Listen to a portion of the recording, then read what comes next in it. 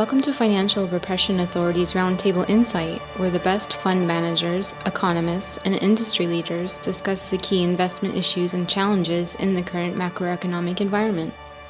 Hi, welcome to FRA's Roundtable Insight. This is Richard Benuli. Today we have Ira Harris, Peter Boockvar, David Rosenberg, and Jim Bianco. Ira is an independent trader, successful hedge fund manager, global macro consultant trading foreign currencies, bonds, commodities, and equities for over 40 years. He was also a CME director from 1997 to 2003 and is also currently now CME director. Peter's the chief investment officer for the Bleakley Financial Group and Advisory. Bleakley has a newsletter product called the Book Report, spelled BOOCKREPORT.com. It offers great macroeconomic insight and perspective with lots of updates on economic indicators.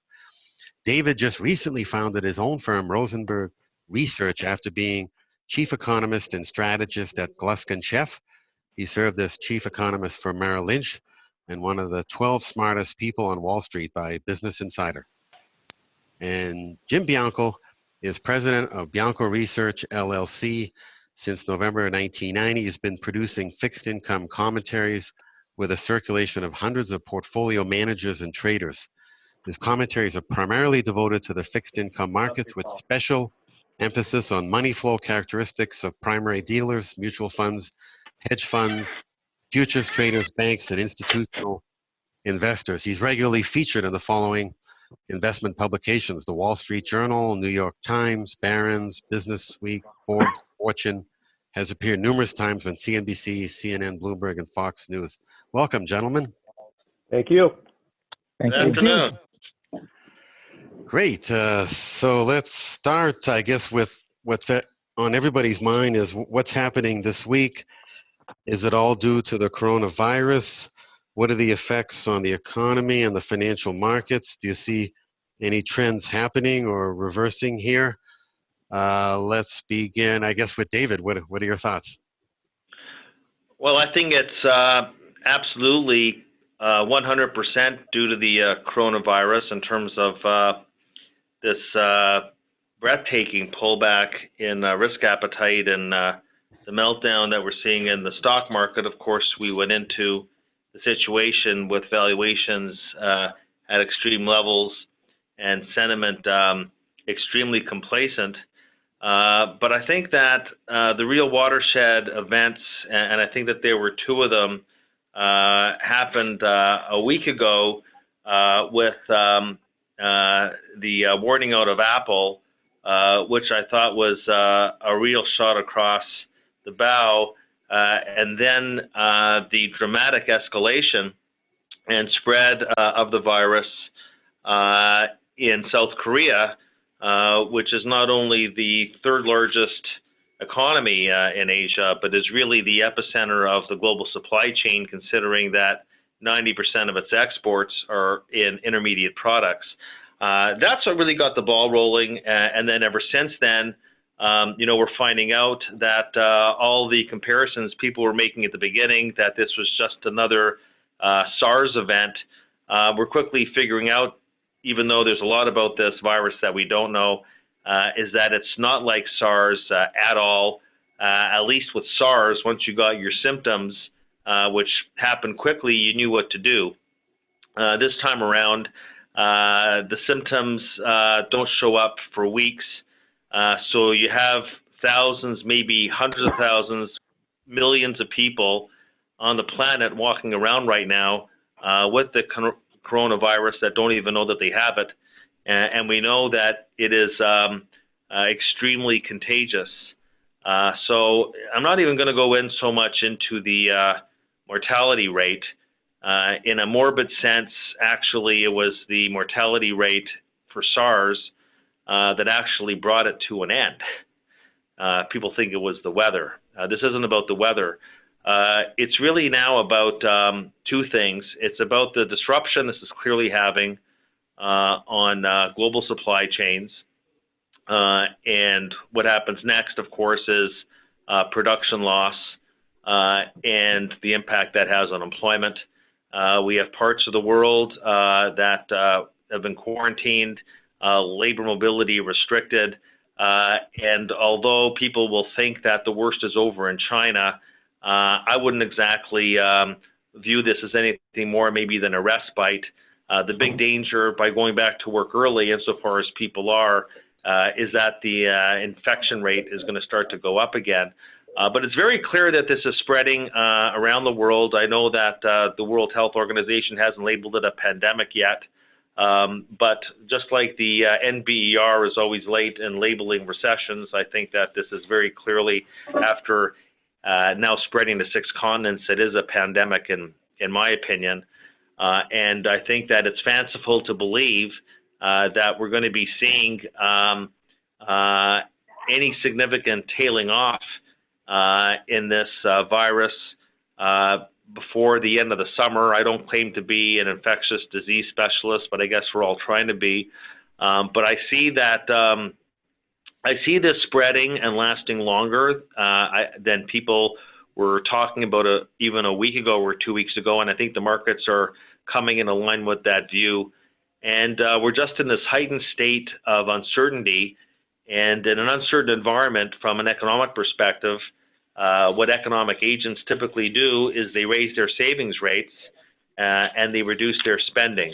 And of course, you've already seen that immediately in the travel and tourism industry, but it's going to spread through consumer discretionary spending, and that's going to be a global hit to aggregate demand, and I think recession risks are on the rise, and of course, you're seeing that getting priced in to the financial markets. From a financial market standpoint, what uncertainty does is it leads to heightened risk premia across all asset classes. And what makes this, I think, more pernicious is just the fact that we have not seen something like this before. And so this is not like December 2018 or the fourth quarter 2018, which you could argue was a 20% correction, and a lot of individual stocks were down a lot more than that. That was basically caused by the Fed. And so it stood to reason that, if the Fed started to pivot, which Powell did, and cut interest rates, which he did, and expanded the balance sheet, which he did, the market would come back. You go back to all these different major corrections we had this cycle, and in some sense, the Fed's footprints were all over it. Because even just go back to the big one in 2013 with Ben Bernanke and the taper tantrum. I think the Fed will, of course, be cutting interest rates to offset the tightening in financial market conditions. I think the Fed will be cutting rates, and probably pretty aggressively, just to offset the tightening in financial conditions. It certainly is no antidote, unless they have a vaccine over at the Fed. It's no antidote to what's going to be happening to the broader economy. But I think it's people are right now coming to grips with the reality of the coronavirus spreading more deeply and lasting longer, and that once even the dust settles, there's going to be a lot of economic activity, especially in the service sector, that is not going to come back. So I think the markets have already started to give up on this notion that there's going to be any sort of V-shaped recovery, even after the dust settles, hopefully sometime later this year. Mm-hmm. And Jim, what are your thoughts? You've been plotting some great charts via Twitter on the actual growth of the virus, and what are the effects on the economy and the financial markets? Your thoughts? Yeah, I would probably start by saying this is going to, I, like a lot of the other panelists here, have been in the financial markets professionally since before the '87 crash. And this is probably now currently in the top 2 or 3 events that I've witnessed between the '87 crash, the tech bubble, the financial crisis of 2008. It might have the potential to be the event of my career before this is all over with.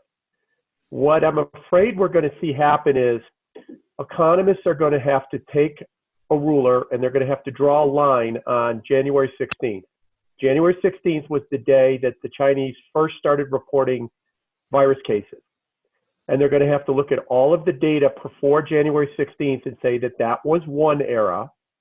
And since January 16th, we are now in a virus era, if you want to call it that.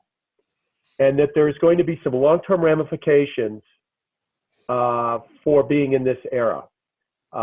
There is going to, it's more than just everybody stay home, binge watch Stranger Things on Netflix for a couple of weeks, and then go back to work or go back to school. There is going to be loss of faith in government institutions. There's going to be a move to deglobalize, which ultimately I think will be inflationary in the long run, but right now there's a flight to quality going on, so it's going to push yields lower. There's going to be echo panics along the way. Whether or not the weather, warms up in the spring and burns this off, if it does or it doesn't, if it does, we'll just have panics in the fall that it's coming back. If it doesn't, we'll have panics in the summer that it's heating up all over again. I think it's going to be difficult for a lot of governments to survive this.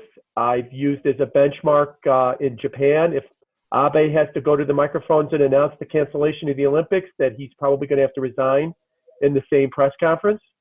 If you've seen this total number of Iraqi government officials that are getting sick, I think that their government is got a problem as well too. And look, let's be honest, the American government, not that we're going to have a revolution or a coup, but Donald Trump's would look like cinch re-election probabilities might be cast into doubt in the coming weeks, opening the door for who is now perceived as his biggest rival, which would be Bernie Sanders. So I think that this is a big deal. And I think what worries me is the sheer number of people that go out of their way to say it's not. And that is what the markets are coming to grips with. And I think a lot of other people will eventually come to grips with in the coming weeks and so. And Peter, what are your thoughts? Do you see similar trends in terms of shorter-term deflation and longer-term inflation? Well, I think at some point when life does try to resume again, there's going to be major supply shocks, and we're already beginning to see pricing pressures in terms of those companies. You take in the U.S., I've been reading about a bunch of U.S. companies that are trying to procure products. They can't get it from China, and an alternative U.S. supplier is saying, sure, we have what's left, but it'll cost you 30% more than what your Chinese supplier was selling to you. Now, of course, there's going to be now potentially shrinking demand for this stuff. But when we do start to come back, you're going to get this demand rush, and supply is just not going to be able to react that quickly. And good luck if you're a small business trying to get your products out of China on a ship, because there's going to be a lot of bigger companies that are going to be online in front of you. So there will be, I believe, an inflationary price shock. It probably will be temporary. I don't know how long it'll last. It'll just be a cyclical move. But I think that is to follow when things come back. And again, that's just going to be a supply-demand situation because so much supply has been taken online, and it's not going to come back as fast as potentially demand will. Now, I agree that this is a hugely big deal, but I again still think it's just from an economic standpoint, because now the world is in this hysteria. And I read today that 90% of the people that get the coronavirus, they're just going to get a fever, and 70% are just going to have a dry cough, and then it's going to go away. So I don't want to poo-poo this, but I think that the economic damage is real, but caused by more of a mass hysteria than anything. And yeah, maybe this hysteria lasts for a while. I don't know. I'm not smart enough to know whether this dies in the spring or not. I think everyone's just guessing whether that's the case. I think whether it spreads in Singapore or not will be a good test, because it's 85 degrees every single day in Singapore. And if it doesn't really spread in Singapore, then maybe we have an argument that maybe the weather does have an influence. On the flip side, I'm worried about situations where it only took until today for Saudi Arabia to say, you know what, we're going to stop these pilgrimages to Mecca. And Iran, which it's gone to, well, you have hundreds of thousands of people going to their holy sites every day. You can only imagine the spreading that's going to go on there. So I do think that this is now a psychological panic. I mean, I'm in New Jersey. There was a private school here that said we're closing down for 2 weeks. It's a private school through grade school through high school, not because there was an outbreak, but because they want to clean the school. They want to sanitize the school. So you have every mother running around to the supermarket and stocking their shelves with food and trying to get any potential mask that they can get. So the fear is prevalent, and it's no longer under the rug, which it was in the middle of January when the stock market was just whistling past the graveyard, where there were plenty of other signs, like particularly in the 10-year Treasury, that reflected a lot more worry. I think the backdrop for this virus was terrible, in that we had excessive valuations everywhere, and you had slowing economic growth that was not going to be saved by a U.S.-China trade deal.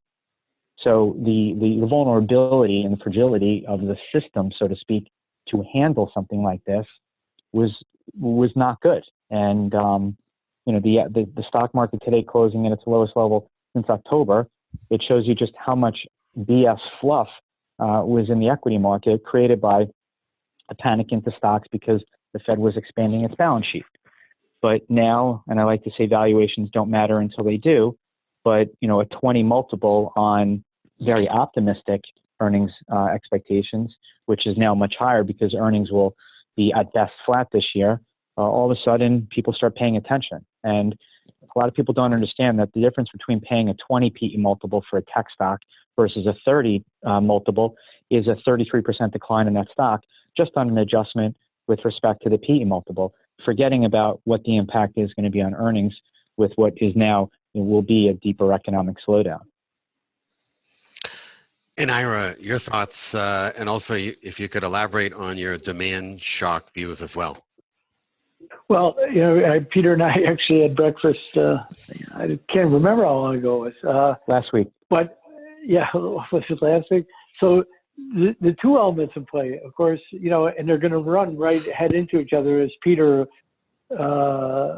actually went to, which is there's going to be some supply shock, but I think we're definitely in a demand shock coming, because people are just going to start stepping back, and global demand is going to decrease, I think, significantly. They'll find a balance, but people are nervous, and not everything. It's not all going to show up on Netflix, with streaming videos, and it's not all going to be at DoorDash and Uber Eats, and people are going to curtail, because again, if you get into this and people start losing jobs, well, now you're going to really be in a bad situation, because of course it was I couldn't hear it enough. The consumer was carrying everybody on their back, and that was because of the healthy employment situation.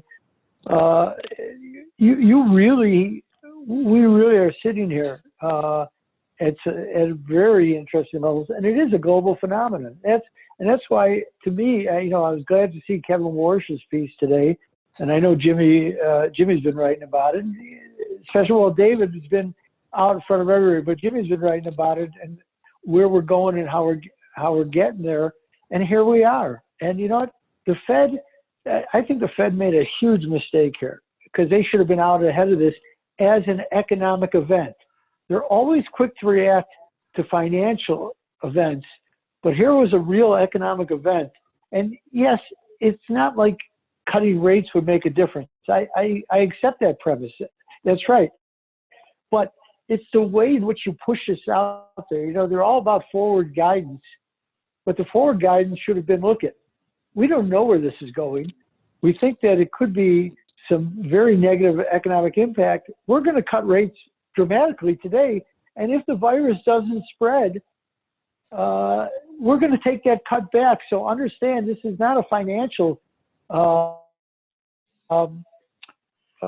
action. This is an action we're perceiving may have, because we think the economic impact is going to be far greater potentially than others think, and we want to get out ahead of it. And importantly, it would have done wonders to take some of the upward pressure off the dollar, I think. And that's what they needed to try to diminish, because I know the dollar has come off a little bit over the last couple of days against a couple of currencies, but it's still moving higher against the emerging market currencies. But they needed to get ahead of that because that's where the pain is going to be. And I don't care what some people write about. Well, the debt levels in the emerging markets aren't that bad compared to previous times, and you know what? They're not really, the debt's not that heavily denominated in foreign currencies for them. Well, I think that's nonsense. I think the foreign currency exposure for a lot of countries, China included, with their borrowings in dollar and others in dollars, is significant and is another potential drag upon all of this. So I think the Fed really comes off very bad here because, again, they're quick to respond to financial crises.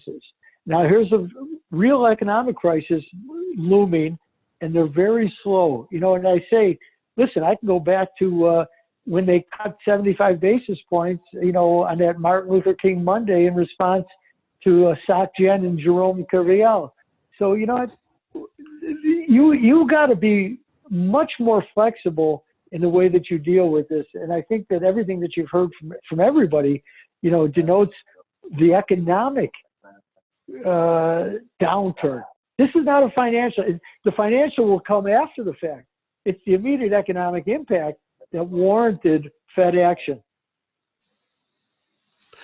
Other than the Fed, do you see, this is for anybody to respond, do you see other central banks responding, and if so, how? And what about government-based fiscal policy changes or responses?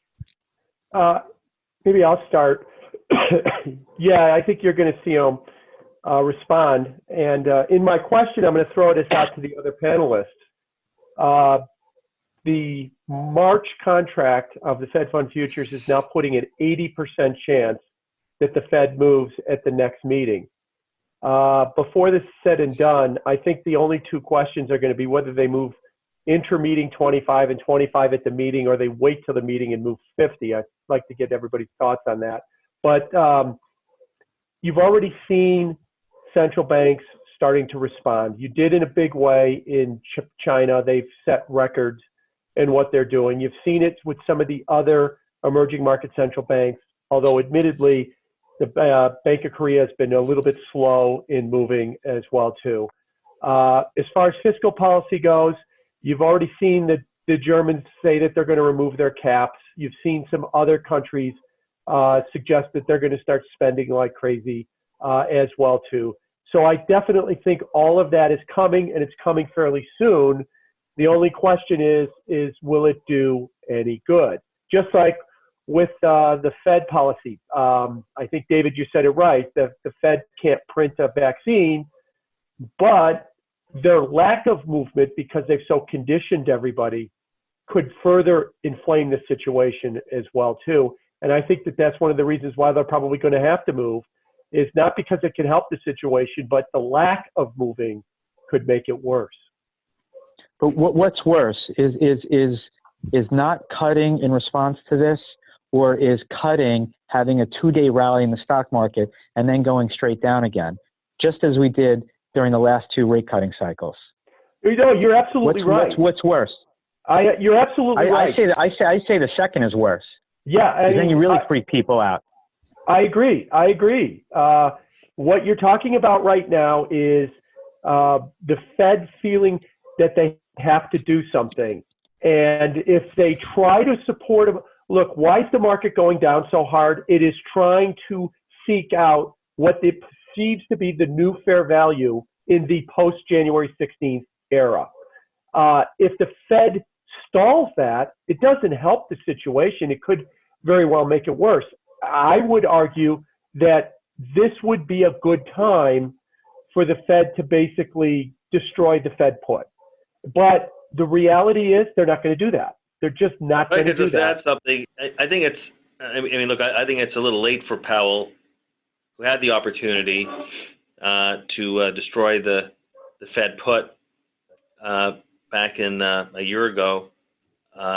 He just proved that he's like any other central banker before him. I mean, look, I think that the Fed is going to cut rates.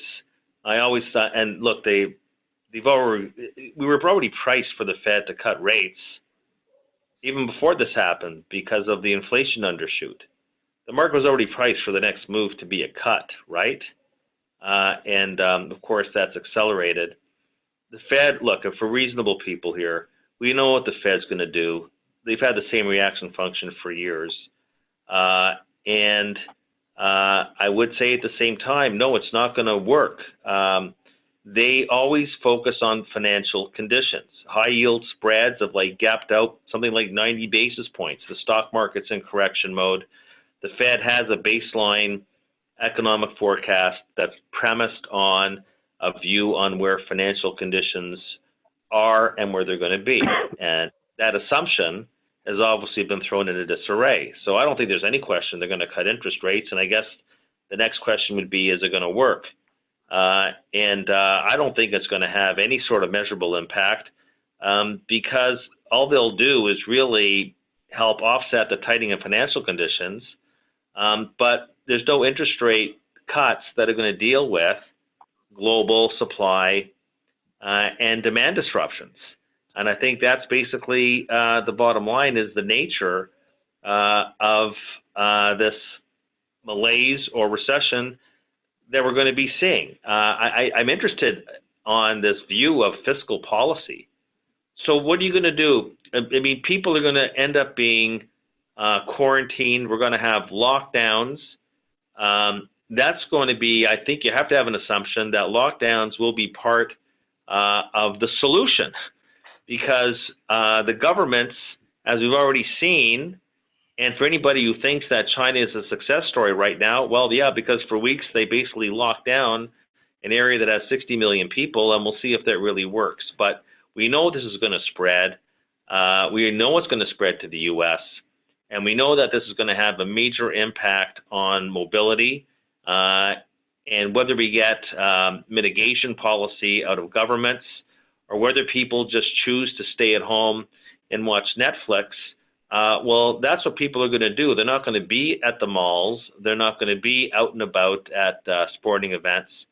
So governments are going to stimulate fiscal policy by doing what exactly? Where's that? Like we've never seen something quite like this before. That's going to have a major impact on human behavior. So basically, governments are going to stimulate through fiscal policy by doing what? Infrastructure? They're going to stimulate infrastructure, so we're going to go build roads and bridges and more airports, but nobody's going to be able to leave their house because they're quarantined. So explain to me how that's going to work. I agree with you, David. I mean, that's what they're going to attempt to do, because they are like a doctor. They can never give up on the patient. They have to attempt to do something in order to try and mitigate the circumstances, but they are not equipped to deal with this situation. At the same time, and the reason why I never believed in the fiscal stimulus story anywhere in the world, I don't care if Germany's raising their caps, where are they going to get the workers from? Every country in the world is at full employment. Unless you're going to basically, pull out of the labor force 75-year-olds to go dig ditches and pave riverbeds. Like, seriously. Usually you go on a big infrastructure package, which is why the New Deal worked when you got unemployment rate at like 10%. You did infrastructure with the Reinvestment Recovery Act in 2010 because we had a 10% unemployment rate. So you wanted to bring idle labor resources back in and get them to work. How does that work in a 3.5% unemployment rate? Like, people are not going to necessarily be fired. They're just not going to go to work. Or maybe they will be fired. But the notion that fiscal or monetary policy, the only thing that's going to ultimately work is when we start to see the spread of this illness subside. Mm-hmm. So the best fiscal policy is to make sure that there are test kits everywhere, not just 4 states, that we're actually doing testing, that we're getting ahead of this. That's to think of anything, even interest rate cuts or the antidote for something like this. So every effort should really be paid. Every effort should be paid to make sure that this is basically over and done, say, hopefully by Labor Day. I don't see it happening before then. But as soon as we start to see I'll argue that a great fiscal stimulus would be getting rid of these China tariffs. But what's that going to do? I mean, it's not. I say it'll do nothing in the short term. Nothing to do with that's not a response to what's happening. Well, that's not. They should do that anyways. I mean, the trade war was really ridiculous, but it's what Trump campaigned on. But there's no tariff reduction that's an antidote. No, of course, it's the end of the disease. That is. I mean, if people aren't going to go to the malls, you can use my packages. But it's, there's only one remedy to something like this. If we're really going to put our thinking hats on, and governments may throw as much spaghetti against the wall as possible. Of course, most countries, maybe not Germany and some Scandinavian countries, we're all tapped out on fiscal policy in any event. And there's been no multiplier impact because government debt is so egregiously high. But the best stimulus is going to be through the medical system. Yeah. And the minute that we start to see some significant improvement, that's going to be the best stimulus. Unfortunately, right. I think that's months away. Everything else is just basically an antidote. We've already seen that fiscal policy. With all due respect, did anybody really think that the economy, even before this, would be as soft as it is? We'd have like hardly any capital spending at all in the aftermath of that enormous tax cut in 2018. Wasn't that supposed to be the nirvana? So it's so pathetic. We haven't had 3% GDP growth, despite all the promises. We haven't had 3% GDP growth in this country since 2005, despite all the stimulus in the world. So I'm not so sure. I'm sure the Fed's going to cut interest rates. The fiscal stuff, maybe that's going to happen. I just don't see that having any impact whatsoever. Would it make sense to focus the fiscal stimulus in the area of health, medical care systems, infrastructure relating to biotech controls, and also technologies to help produce vaccines at a much faster rate, perhaps? Can you do it by Monday? You don't do it by Monday. You're talking about working on the next crisis at this point. I mean, that's when everybody says, well, maybe they'll find a vaccine. And Monday? I mean, no. This thing, you mentioned my charts, and I'll throw this out to you guys. 8 days ago, Italy had 3 cases. Today they have 570. 9 days ago, South Korea had 31 cases. Today they have over 1,200. That's how fast this grows. So unless you can come up with 250 million vaccine doses by Monday, you could spend infinity. You're not solving the current crisis right now. And, I'll throw this one out, maybe to you, Peter, and to Ira as well, too. The Japanese economy contracted at 6% in the fourth quarter. Today, the Abe administration announced they are closing every school until after Easter. That means that 13 million school children in Japan are told to go home for 5 weeks. By the way, you can't go to daycare because that's another group. You can't congregate with anybody. That's another group.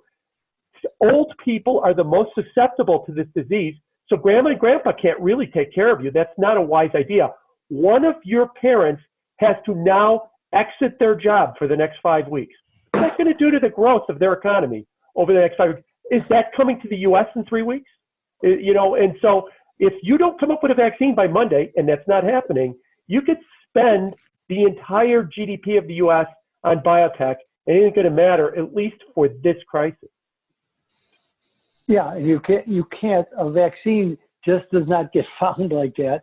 It's going to be 12 to 18 months to have an effective vaccine, called even 12 months.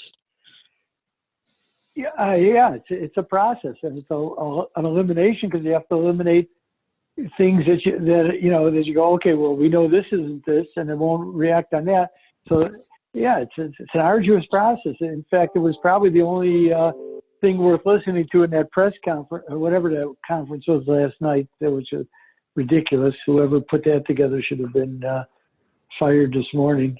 Pathetic. But the only thing was Tony Fauci explaining the process of creating a vaccine. It's not. There's nobody snapping their fingers. Right. Because you're creating a vaccine for something that you didn't even know existed 6 weeks ago, right? We didn't know that. We were off and running for an inflationary scenario. Wow, that turned in a quick second. Peter? But, Yes. Peter, let me throw a question at you. Something interesting that's been happening in the financial markets. So this vaccine, this virus, starts growing geometrically or exponentially to be exact in Italy. And predictably, their stock market falls, and that's not a big deal, in a risk-off manner. But their 10-year and 30-year yields have been soaring this week, going straight up. Yeah. The argument I noticed that today. Spain and Portugal too. Right. And The Greece. argument is that they've stopped becoming a rate and started becoming a credit. Could we see that grow to other more, let's say, significant countries like Germany or maybe the United States or Japan as well too? Because it seems like what the market's saying is that you're just going to waste a ton of money and really not accomplish anything, and that's why rates are going up. Yeah, I noticed that specifically today in those those four countries. I don't know yet. I still think the UK, France, Germany, US will still be a so-called flight to safety. So I'm not going there yet. But I do think that this is an interesting precursor to what is potentially to come. One thing I do want to point out is, and the problem that this all creates is that because the Fed, going back to Greenspan, has created this asset price dependent economy, things going on here starts to feed on itself. And you have now a fall in the stock market, which has its own psychological impact. I mean, I'm about to get on a call in 15 minutes with all the firm's clients because they're obviously worried. So now you have the stock market that is driving the economic bus. So you get a sharp decline in the stock market that then feeds back into consumer spending and higher savings rate and so on and so forth. So there is a snowball effect to this rather than just, okay, the virus is slowing growth. It's an asset price edifice that has been built on a very shaky foundation. And now that foundation has an earthquake and you have potentially a decline in asset prices that can exaggerate the economic impact. Peter, I know you got a hard stop, but thank you very much. But we can continue the discussion with everybody if it's okay. Yeah, guys, I have to run. So. Okay, Peter, great talking to you. Peter. Same here. All right, bye-bye. Don't envy that car. So. Okay. Thanks, I know. Okay, Right, thanks, Peter. Thanks. Yeah, so where do we go from here? Like, what do you see the effects on the investment environment, capital markets? I think what we've got to do is understand what we've been talking about, that this type of crisis is different than previous ones. Previous ones, when people look at short, sharp sell-offs, fourth quarter of 18, the China deval of 15, the US downgrade in 2011, these were, for lack of a better word, man-made, and there was a policy initiative that could be a scrolling red headline on your computer screen. Mario Draghi says whatever it takes, and that ends the European debt crisis. Jay Powell says they'll be patient and flexible. That ends the decline in the fourth quarter of 2018. Other than you've got a vaccine by Monday, which we've said won't happen, there is no headline that can come out of the next 24, 48 hours next week that will make everybody exhale and go, good, it's over. So what the markets have to do is say, where do we think we're going long term? More closures, more quarantines, more restrictions, more border closings. Start pricing that in. More deglobalization, more unrest, more restrictions. Price all of that in. Then you'll probably price in too much, and then we could start taking it out. That's called a rally, which means it's got a lot further down to go. And so I don't think we've found a bottom yet because, one, we're not going to be saved by the magic red headline, and two, I don't think we've priced in all the bad news. And I would argue from my chair, I see an enormous amount of complacency about this situation. I don't think that in all of the presidential debates, there's been a question, unless there was one I missed on Tuesday, there hasn't been a question asked of any presidential candidate about this yet. I mean, there is no real concern about this. The only reason it's getting talked about is the stock market woke up to it 4 days ago. But other than that, there is almost very little concern. Yeah, Peter mentioned there was a school in New Jersey, but it isn't like the Eastern time zone is shutting down. That's essentially what's happening in other countries. You know what, Jimmy, that's a good point. And when you think about how this affects the election, you know, if the Fed, whether it works or doesn't work, because in the sense that they have to do something, and that's the optic that plays out, this plays right to Bernie Sanders. Because what's the concern? The concern is the equity markets. The concern is the financial market, not necessarily bond markets, because we're not seeing any real stress yet to make that the case, but it's the equity markets. And that's a strength for Sanders. See, that's what they care about. He can stand up there and say that. So the political optics get really funky here in the way that they play out. And I'm not sure that's why some of the reason that Jay Powell is going to try to delay this as long as possible, by the way, because the optics are just not good. Yeah, so if I could add something, I mean, just on the political side, I think that it's way too early to be trying to handicap what this means. I just don't believe that Trump's hardcore base are going to abandon him. And then we don't even know if this virus is still around in November, and the implications that's going to have on urban voting versus rural voting. You got to keep in mind that, you know, we're probably going to be getting into a situation where for the election, people may have to vote electronically or somehow, maybe from their home. I mean, we don't know what's even going to happen with the convention in Milwaukee in July. But we do know that this is going to have a much bigger impact on urban areas where there's much greater population density than in the rural areas. And the rural areas are the areas that support Trump, as opposed to the urban areas. So I'd go easy on, you know, the getting trapped into this view that this is going to damage Trump significantly. There's other things in the electoral college vote, as we saw in the last election, that we have to respect. We've only talked about the stock market. No comment today that high yield spreads gapped out another 32 basis points. They seem to be widening out dramatically every single day. And that's problematic and will be problematic from a liquidity standpoint and a debt servicing impairment standpoint. We also have to talk about what all this means, considering not just the record amount of debt relative to everything else out there on the corporate side, but the quality of the debt has never been as circumspect as it is today. And the question is, what sort of debt default experience are we going to be seeing? So we're all focused on the stock market. Nobody's talking about what's happening in the high yield market right now. So just, you know, my macro views are this. We are confronting a complete black swan event.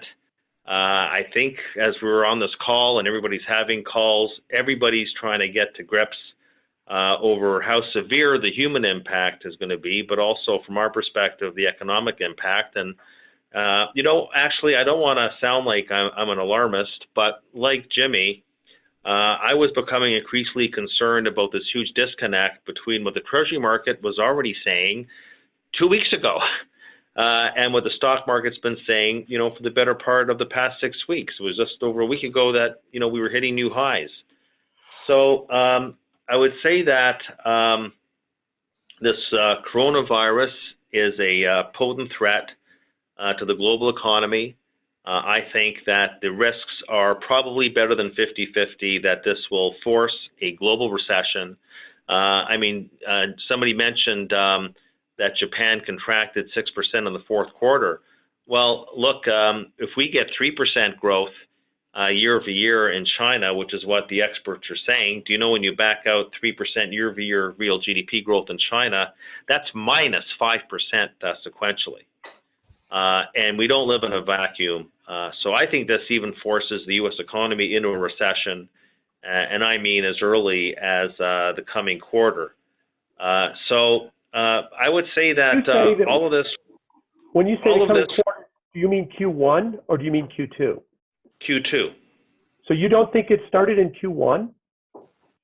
It may have started in the tail end of Q1, but it probably will start in Q2 if you're doing it quarterly. No, I mean, I don't think, although I would say that the market data was shockingly weak for February, I think it probably starts Q2. There's going to be a bit of a lag here in the U.S. before it really starts to hit the economic data. You would have told me, well, but the tech wreck started in time X, and it was basically 2 quarters later that the recession started in the first quarter of 2001. So I would say that without getting cute on the timing, Jimmy, it's actually to me a moot point as to whether it's really starting in March or whether it's starting in April. I think it's the fact of the matter is that you don't have to get the month right here. You just have to get the call. You just have to get the call right, and if the call is right, then here's the call. If the call is right that this generates a recession, then we know that it. See, here's the beauty: is that we know. We don't know much about the coronavirus, but we know what happens in recessions. We know in recessions that you get multiple compression of 5 points, all right, and you get a 25% hit to earnings. I mean, the multiple contraction alone wipes off 750 points from the S&P 500. Well, that's all you really have to know. And no matter how low the yields are out the curve, they're going to go lower. I mean, Europe already followed Japan without even being in recession. And the U.S. will surely be following Europe as it goes into recession. There's never been a recession where yields out the curve didn't go down, even in the hyperinflationary 1970s. In those recessions, and there were 3 of them, bond yields, 10s and 30s, went down. And the pernicious economic effects and flight to safety offset the lingering high inflation back in those periods. The bond yields don't go up in recessions, no matter what level you're starting from. But it would stand to reason, because when you look at whatever history we have, and we had the Asian flu in 57 and 58, well, that coincided with a recession. We had the Hong Kong flu in 68, 69, that touched off a recession. In 69, 70, we had the cholera pandemic in 1961. It started, and we had a recession in 1961. I guess we didn't have one in 2003 because of SARS, only because we came off a recession and a double dip from 2000, 2002. But the record's very clear with these pandemics that they do cause global recessions. And we have to be positioned for that in the portfolio. And everybody's final thoughts, just where this is all going, concerns. I guess start with Jim. I'd say my final thought is, I know a lot of people are paralyzed by this, but there is a bit of a cognitive dissonance in this. They see what's happening. They know what we're suggesting is not good. And their initial response is to then conclude, therefore it can't happen because it's just so bad. And I'm not talking about a zombie apocalypse here with a lot of people dead. I'm talking about economic contraction, and that is as big a concern, I think, as the health consequences of this. The good news is, as it was mentioned earlier, the average person will have 97, 98% of people will survive this. Well, yes, because if it was any higher than that, as David pointed out, it would kill itself off. It's at that right mix that it's very transmittable. It's dangerous, but it's not so dangerous that it kills itself off. So that's the problem that we have from a health standpoint. From an economic standpoint, it is enough to restrict economic activity, change behavior, and cause a lot of problems.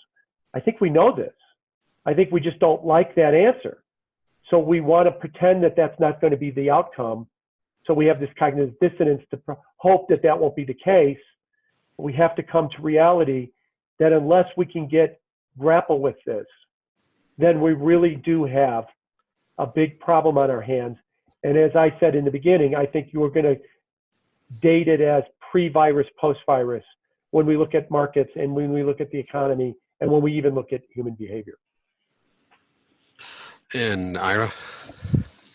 Well, you know, as I said at the beginning of the Four Horsemen of the Apocalypse, but it's well stated, and there's a lot to be concerned about, because you are not going into this, as David has pointed out, and everybody here has pointed out.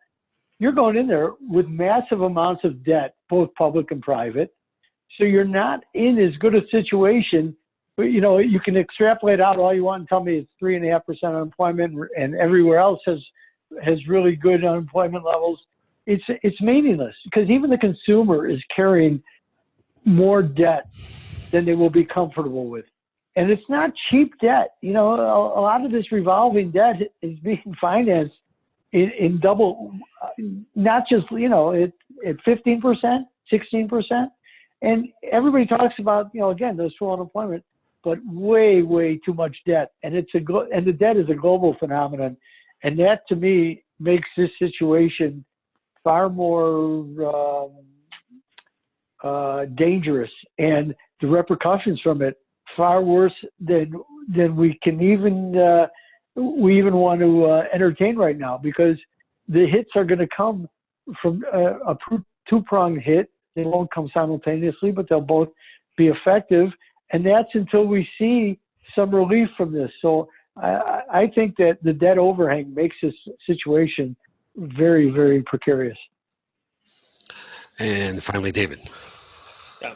Well, look, I'll just say that to cap it all off, that the headlines, you know, are focused on this, on the dramatic fall off in the equity market. You know, my eyes are on the bond market. Credit spreads are widening dramatically in the high yield market, and the Treasury curve is majorly inverted from overnight to 5 and 10 years. And I think we are getting near the phase where policymakers are going to be severely tested. My primary concern is that this virus is clearly spreading. We're seeing financial conditions tightening dramatically, and that's putting a major damper on the growth outlook. You add in the supply chain disruptions, you add in the restrictions to mobility, and we have a significant problem on our hands. And we still haven't seen I'd say a major breakout in the Western developed economies, say outside of Italy. But that's where the risk is. And what's happened in Italy and in South Korea, I think, hint very strongly at this possibility of a spread that's going to continue to cause this rapid shift out of risk assets and into the defensive areas of the marketplace. This coronavirus, if it does go global, which seems to be the case, then you're talking about more shutdowns, more production losses, lost consumption, and we have to consider the feedback loop from all this to liquidity problems, given the massive amount of leverage in the system, and how that prolongs this economic and financial turndown. It's going to last longer than people think. You know, David's point is really well taken, especially because of the leverage. Because I sit here with a group of, I'm down here in Arizona with, you know, basically retired people, but who are actively involved in financial, who are, you know, talking about that they're in private equity deals with all this collateral loan obligation, the mezzanine debt, because everybody's chasing yields. there's a lot of people out there with financial instruments that they own that they don't even understand. We are back to 2007 and 2008 when everybody was being surprised by mortgage-backed security, collateralized debt obligations, and everything that came with them. They're out there, and a lot of them have been promoted and pushed by the private equity world. So they're outside the banks again in a new type of shadow banking system. So I think David's point about the amount of leverage that exists out there and is very vulnerable should make us all, sit up and be very aware of some of the landmines that do exist. Wow, thank you very much, gentlemen, for the insight and perspective.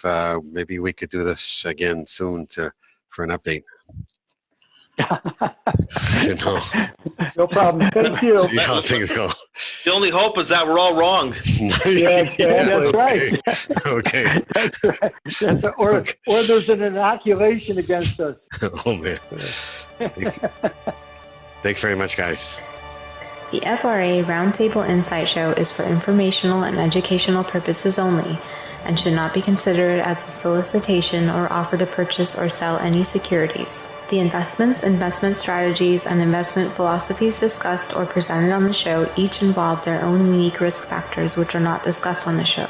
Any discussions among the panel participants or responses to listener inquiries are based on the personal opinions of the panel participants and do not take into consideration the listener's suitability, objectives, or risk tolerance. Please be advised that you invest or speculate at your own risk.